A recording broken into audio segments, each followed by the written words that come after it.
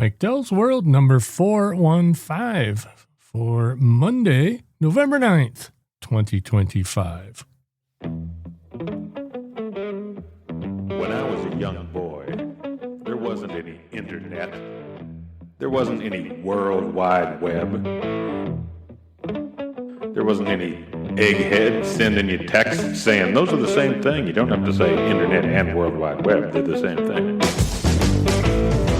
There weren't any video games when I was a boy. Well, there was Pac-Man. That was a game, I guess. And Asteroids. Wizard of War. Scramble. Defender was a hell of a lot of fun. Those were what we called video games. Did I say we didn't have video games? Because that would have been a mistake.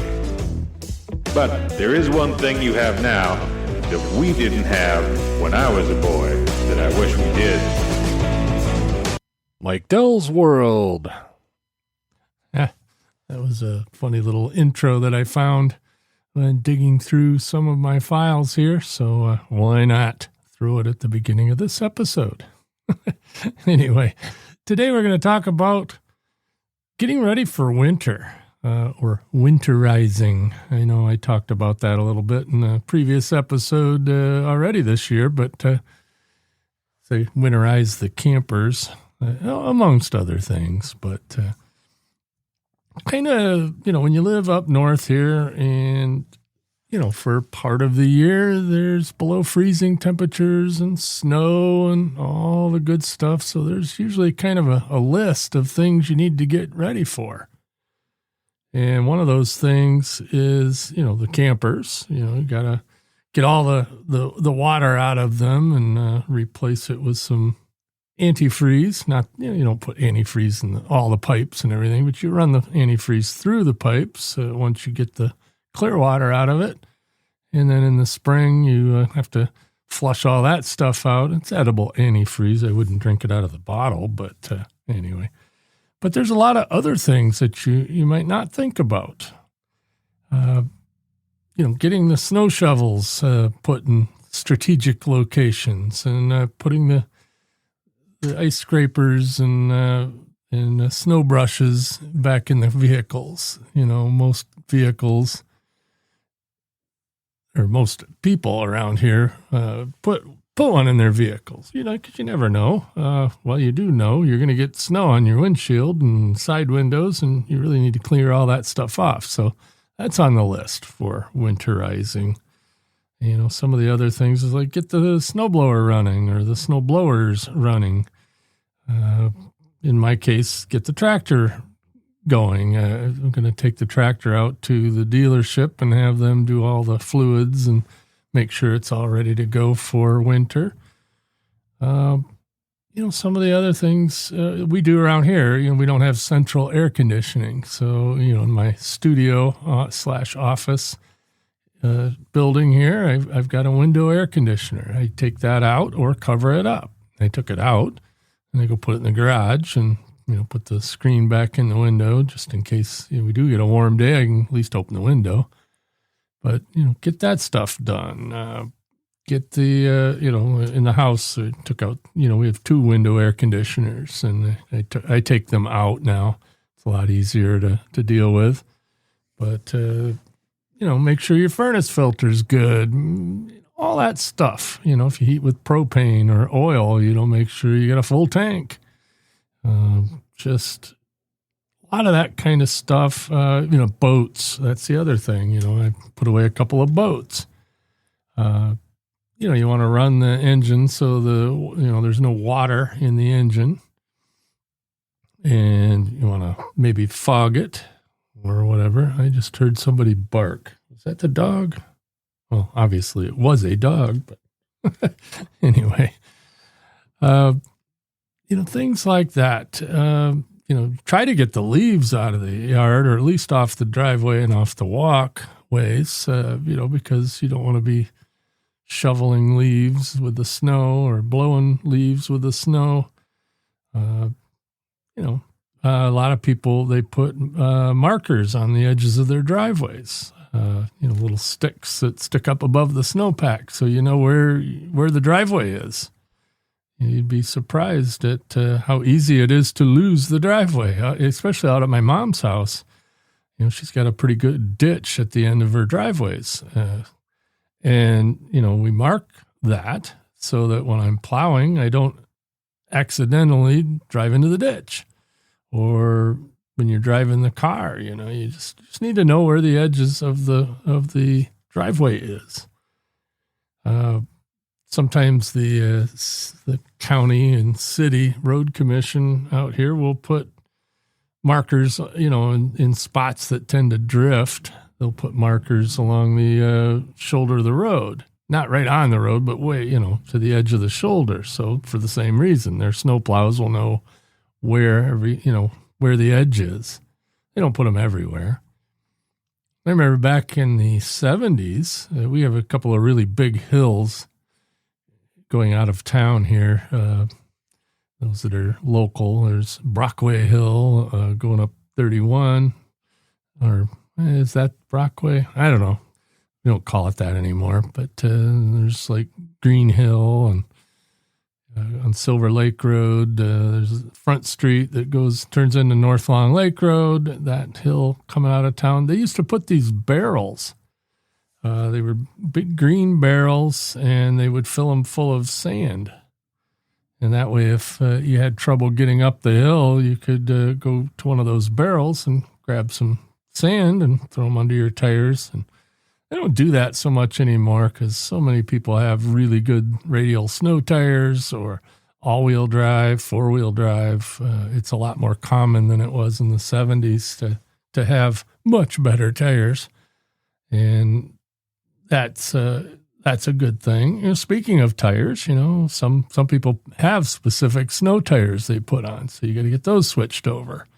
Either, if you have your own rims and you put the snow tires on rims, and then you have a second set of rims for the summer. But, kind of got to winterize the car. And, and conversely, believe it or not, in the summer, and there's not really a word for this, I call it summerizing. Like the snowblower and the tractor. I summarize those.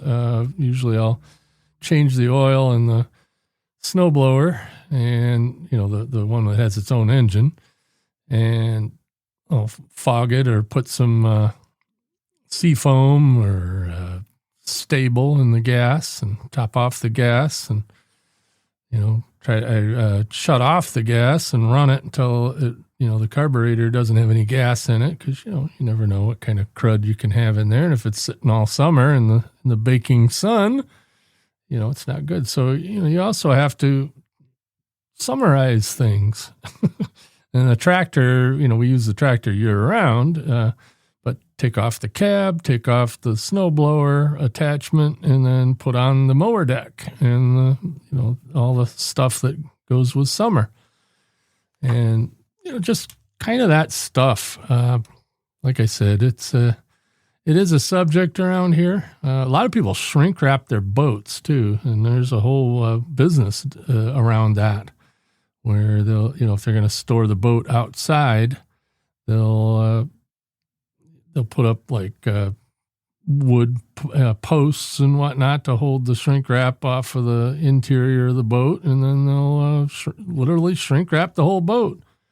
We used to do that with one of our boats, and now we got enough room in the barn to put both in, so both boats go in the barn, and we don't have to do that. My mom also has a little Volkswagen Beetle convertible, and she doesn't use that in the winter, so it's got a spot that we park it and then put on the trickle charger for the battery, just to keep the battery up. Either that or we'll take the battery out, put it in the basement where it doesn't freeze, one way or the other, and put stable in the gas and make sure the gas is full.